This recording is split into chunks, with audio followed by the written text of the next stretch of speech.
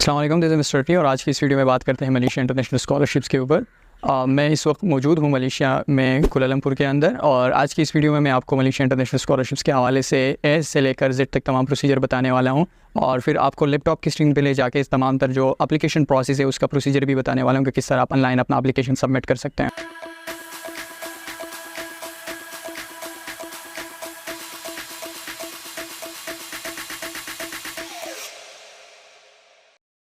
Malaysia international scholarships government of Malaysia की तरफ से एक फुली फंडेड स्कॉलरशिप है जिसमें आप मास्टर इन पीएचडी प्रोग्राम्स के लिए अप्लाई कर सकते हैं विदाउट आइल्स और इसके साथ जो मलेशिया की 25 यूनिवर्सिटीज़ है जिसमें 20 टॉप पब्लिक यूनिवर्सिटी है जो कि वर्ल्ड रैंकिंग में है और कुछ यूनिवर्सिटीज़ प्राइवेट यूनिवर्सिटीज़ जो है वो इसमें इंक्लूडेड है और बहुत सारे एकेडमिक इसके अंदर मौजूद हैं। अच्छा, अब बात करते हैं एलिजिबिलिटी क्राइटेरिया के ऊपर कि कौन कौन से लोग इस स्कॉलरशिप्स के लिए अप्लाई कर सकते हैं। तो सबसे पहली बात कर रहे हैं एज के ऊपर।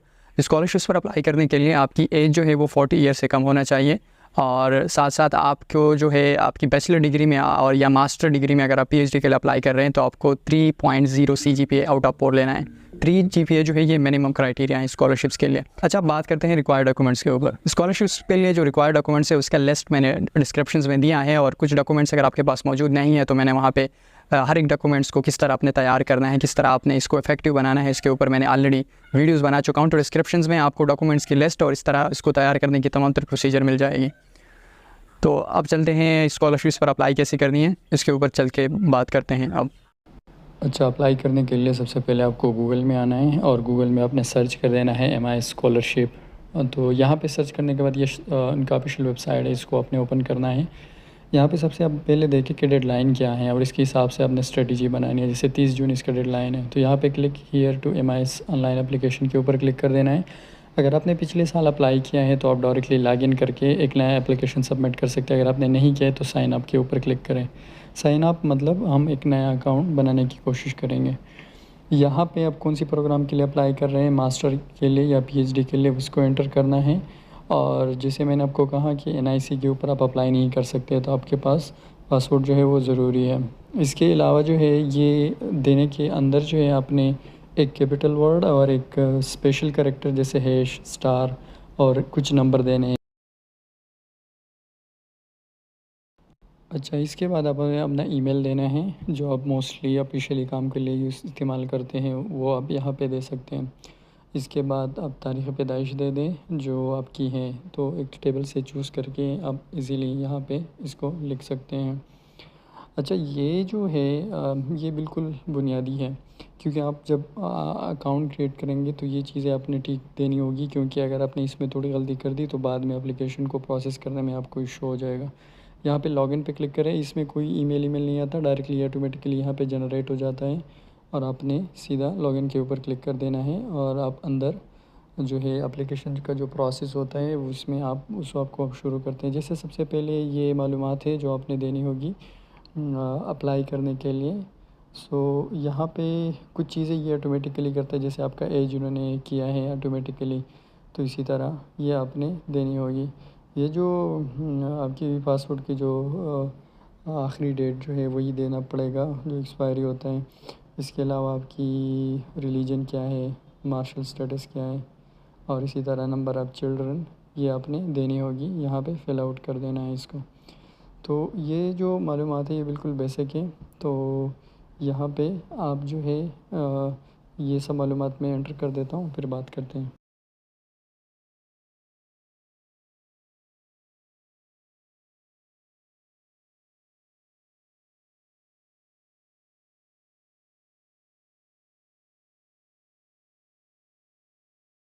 अच्छा, यहाँ पे जो आपने मालूमात देनी है किसी भी अपने रिश्तेदार, दोस्त, किसी का भी, यानी किसी भी इमरजेंसी केस में वो फिर उसी बंदे के साथ कंटेक्ट करेंगे। अगर आप यहाँ पे होंगे और आपको कोई इशू होगा तो वो डेफिनेटली इस कंटेक्ट के थ्रू जो है वो उसी बंदे के साथ आपके बारे में कंटेक्ट करेगा।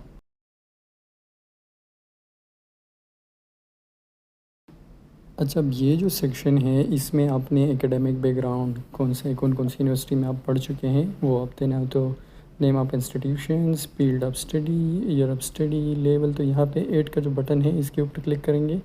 सबसे पहले एक चीज़ नोटिस करें कि आपने डिसेंडिंग ऑर्डर में देना है। फॉर एग्जांपल अगर आप PhD के लिए अप्लाई कर रहे हैं तो आपने सबसे पहले MPhil की मालूमात देनी है, फिर बैचलर की, फिर एफएसी की, फिर मैट्रिक की। अगर आप मास्टर के लिए अप्लाई कर रहे हैं तो सबसे पहले अपने रिसेंट डिग्री जो आपकी बैचलर की है वो देना है। उसके बाद अगर आपने बीए बीएससी कहीं और किए हैं तो वो दे दें, फिर उसके बाद एफईसी दे दें, फिर इसी तरह मतलब आपने डिसेंडिंग ऑर्डर में सारी चीज़ें फिल आउट करनी है। तो एक मैं सिर्फ आप लोगों को दिखाने के लिए दिखा रहा हूँ, क्योंकि आप लोगों को चीज़ समझ आ जाए कि इसको किस तरह करना है।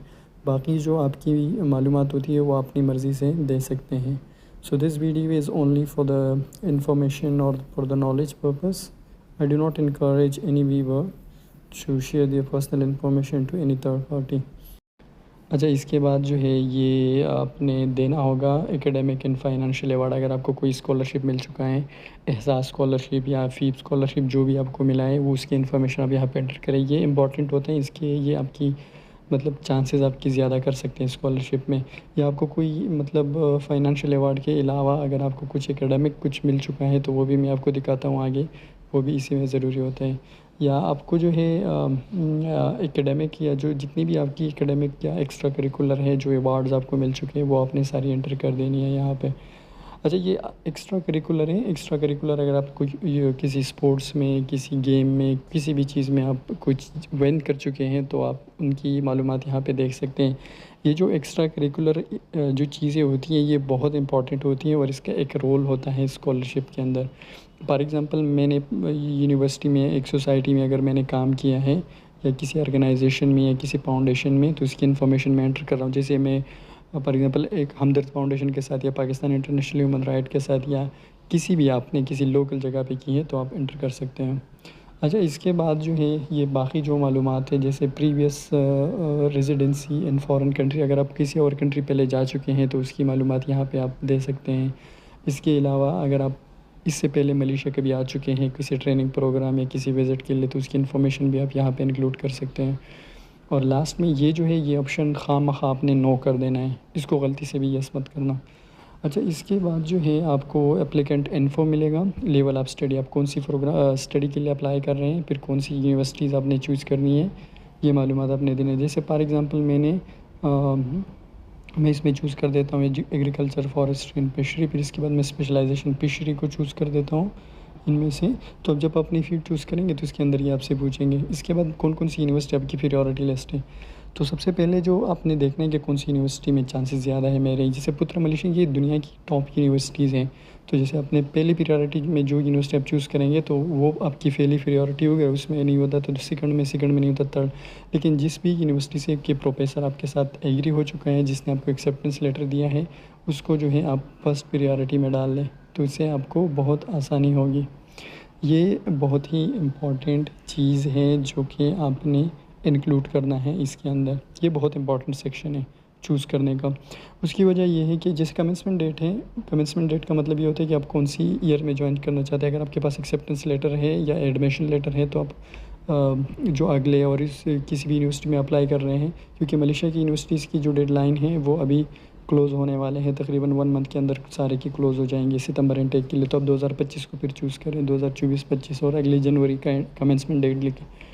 ये पश्तो मैंने लिख किया और इसको आइल्स भी मेरे पास नहीं है, टॉपल भी नहीं है, मैंने नेक्स्ट लिख किया। अच्छा, इसके बाद ये वाला सेक्शन बी और बहुत इंपॉर्टेंट है, यानी मैं इतना कह सकता हूँ कि स्कॉलरशिप की सिलेक्शन में आपकी 60% या इससे ज़्यादा जो है इस चीज़ का रोल होता है। तो ये 2 चीज़ों पे डिपेंड करता है। सबसे पहले आप जो प्रपोज़ल इसके लिए लिखते हैं तो उसको आपने मलेशियन कॉन्टेक्स्ट में लिखना होगा, यानी ऐसी कोई रिसर्च जिसका फ़ायदा जो है वो डायरेक्टली मलेशिया को हो। जैसे मैंने फिशरी की थी, हमारे दोस्त ने इसलिए किया था कि यहाँ पे जो रिवर है सिटी के अंदर, उसने कहा कि इसमें फिशरीज़ जो पहले उनको रिसर्च इसके ऊपर हुआ था उसमें ये फिशरीज़ जो है वो थी। अब हम कुछ सालों बाद उसको दोबारा से रिसर्च कर रहे हैं कि उनकी स्पीशी कलेक्ट करके उन पे रिसर्च करते हैं कि आया वो स्पीशी अभी भी इस रिवर में है या नहीं है जो रिवर कुआलालंपुर के अंदर है। तो इसी तरह रियल टाइम, रियल वर्ल्ड और प्रैक्टिकल जिस चीज़ का इम्पेक्ट हो, जितना आपकी रिसर्च का इम्पेक्ट होगा उतना आपके लिए ज़रूरी है। रिसर्च टाइटल आपका क्या है वो लिख के, सुपरवाइज़र का नाम जहाँ से आपको एक्सेप्टेंस मिला है वो लिख के। एक्चुअली इसमें नहीं होता एक्सेप्टेंस की, कंपलसरी नहीं है, रिक्वायर्ड नहीं है, लेकिन ये आपके चांसेस ज़्यादा कर सकते हैं। तो प्रोफेसर्स को ढूंढना कैसे, ईमेल कैसे करना है, इसके ऊपर ऑलरेडी मैं वीडियो बना चुका हूँ, डिस्क्रिप्शन में देख सकते हैं। प्रॉब्लम स्टेटमेंट भी इंपॉर्टेंट है कि आप जो रिसर्च कर रहे हैं उसकी प्रॉब्लम स्टेटमेंट क्या है, कौन सी ऐसी इशू है जिसको आप एड्रेस करना चाहते हैं अपने रिसर्च के थ्रू। जहाँ तक हाइपोथेसिस की बात है, ये भी आपने करनी है, जो आपकी हाइपोथेसिस होती है। अच्छा, इसके बाद जो एक्सपेक्टेड आउटकम क्या होगा, क्या क्या बेनिफिट्स होंगे, ये चीज़ें आप बेहतर समझ सकते हैं। अगर आपने नहीं तो इसके ऊपर हमने ऑलरेडी सेशन किया हुआ है, उसमें आप ये देख सकते हैं। तो ये वाला सेक्शन फिल करने के बाद आपके पास रेफरेंस का ऑप्शन आएगा। रेफरेंस का मतलब ये होता है कि आपने जो यूनिवर्सिटी से या रेफरेंस या रिकमेंडेशन लेटर, ये दोनों सेम होता है। तो आपकी जो प्रीवियस प्रोफेसर्स हैं जिसके साथ आपने लैब में काम किया है, या यूनिवर्सिटी में जिस यूनिवर्सिटी में आप पढ़ चुके हैं, वहाँ की किसी प्रोफेसर, कोशिश करें कि उन प्रोफेसर से ले जो स्कॉलरशिप पे बाहर जा चुका है, या एसोसिएट प्रोफेसर हो। जितना सीनियर प्रोफेसर होगा, जितनी उनकी रिसर्च पे कमांड होगी, उतना आपके लिए बेहतर रिकमेंडेशन लेटर लिख सकता है। अगर प्रोफेसर के पास टाइम नहीं होता तो आप, मैं डिस्क्रिप्शन में एक लिंक दे दूँगा, वहाँ से रिकमेंडेशन लेटर का टेम्पलेट डाउनलोड करके उसको लिख के अपनी मर्ज़ी से फिर प्रोफेसर को जाके रिक्वेस्ट कर दें कि सर ये रिकमेंडेशन मैंने अपने लिए लिखा है, इसको आप साइन कर दें। और जो प्रोफेसर की जो मालूमात होती हैं, एक्चुअली इसमें आपको 2 रिकमेंडेशन लेटर की ज़रूरत होती है, 2 आपने सबमिट करनी है। तो जो आपको प्रोफेसर्स आपको एक्सेप्टेंस देते हैं, तो उन दोनों को डिटेल जो है अपने यहाँ पे देनी होती है। इस बात की चांसेस हैं कि यूनिवर्सिटी या स्कॉलरशिप कमेटी जो है वो इन प्रोफेसर के बारे में कांटेक्ट करें या उनका थोड़ा बहुत देखें। रिकमेंडेशन लेटर के जैसे मैंने आपको बात की कि इनका एक टेम्पलेट भी इन्होंने दिया हुआ है। तो आपके पास अब 2 ऑप्शन है, या तो यूनिवर्सिटी के जो प्रोफेसर आपको एक्सेप्ट रिकमेंडेशन लेटर, वो भी आप यूज़ कर सकते हैं, लेकिन बेहतर है कि इनका जो रिकमेंडेड टेम्पलेट है उसके अंदर आप वो टेम्पलेट पीडीएफ में आपको मिलेगा, तो आप पीडीएफ में प्रोफेसर को भेज के वो आप कर सकते हैं। इसके अलावा अगर आपका कोई प्रोफेशनल एक्सपीरियंस है, यानी आपकी ग्रेजुएशन के बाद आपने किसी जगह काम किया है अपनी फील्ड के रेलिवेंट, यानी वो एक्सपीरियंस आप लिख के जो आपको लगता है कि ये मुझे स्कॉलरशिप दिलाने में काम आ सकता है। इसके बाद आपने इस एप्लीकेशन को, मैं आपको दिखाता हूँ, जैसे हमने जो मालूमात दी है ना, अब इसको आप सबसे पहले प्रिंट करेंगे। यहाँ पे अपना तस्वीर चस्पा करेंगे, और इसके बाद इसको प्रिंट करने के बाद आपने इसको अटेस्ट करना है किसी भी 17 या 18 ग्रेड की ऑफिसर से पाकिस्तान में, क्योंकि वो साइन भी कर दे और अपना मुहर भी लगाए और उसको अटेस्ट करें। या आप नोटरी अदालत में जो नोटरी होते हैं उससे भी आप कर सकते हैं। अच्छा, इसके अलावा जो रिक्वायर्ड डॉक्यूमेंट्स हैं इनके साथ, जैसे एप्लीकेशन, सर्टिफाइड कॉपी, पासपोर्ट का कॉपी, एकेडमिक का ट्रू कॉपी, जिस प्रोफेसर से या जिस भी 17-18 ग्रेड के ऑफिसर से आप इसको साइन कर रहे थे, उसके साथ आपने ये अपनी जो डॉक्यूमेंट्स जो आप अटैच कर रहे हैं उनको भी आपने अटेस्ट करना होगा, उनकी फ़ोटोकॉपीज़ अटेस्ट करके करना है। जब आप इसको अटेस्ट करेंगे और सब कुछ, फिर इसको दोबारा स्कैन करके आप अपलोड कर सकते हैं। रिकमेंडेशन लेटर का जैसे मैंने कहा कि इनका टेम्पलेट है, तो यहाँ पे क्लिक करके आप डाउनलोड कर सकते हैं इसको। इसी तरह आपने जैसे फॉर्म को प्रिंट किया, उसको मतलब अटेस्ट किया, सब कुछ दे दिया, फिर आके और जो रिक्वायर्ड डॉक्यूमेंट्स हैं उनको भी आपने उस कस के बंदे से अपने वेरीफाई किया। उसके बाद आप यहाँ पे सारों को पीडीएफ में कन्वर्ट करके हर एक को रीनेम करें। जैसे आपने ट्रांसक्रिप्ट किया तो आप लिख के bachelor_transcript.pdf, इस तरह सबको करके आपने यहाँ पे अपलोड कर देना और यहाँ पे फिर नेक्स्ट के ऊपर क्लिक कर देना है। तो ये सारी चीज़ें, जैसे आप नेक्स्ट पे क्लिक करेंगे ये आपसे ऊपर पूछेगा फिर कि आया आप जो कि अपना एप्लीकेशन ये आप सेंड करना चाहते हैं। तो क्योंकि मैंने सिर्फ आपको तरीक़ाकार समझाया, तो आप सेंड पे क्लिक करेंगे तो ऑटोमेटिकली सबमिट हो जाएगा। और इसके बाद फिर आपका जो वैलिडेशन प्रोसेस है या जो प्रोसेस होता है स्कॉलरशिप को सेलेक्ट या रिजेक्ट होने की, तो आप कर सकते हैं। एक चीज़ जहन में नोट कर लें कि स्कॉलरशिप में पिछले साल जो है सिर्फ 10 पाकिस्तानी सेलेक्ट हुए हैं, तो ये थोड़ा कम्पिटेटिव है, तो कोशिश करें। चैनल को सब्सक्राइब करें, देखते हैं।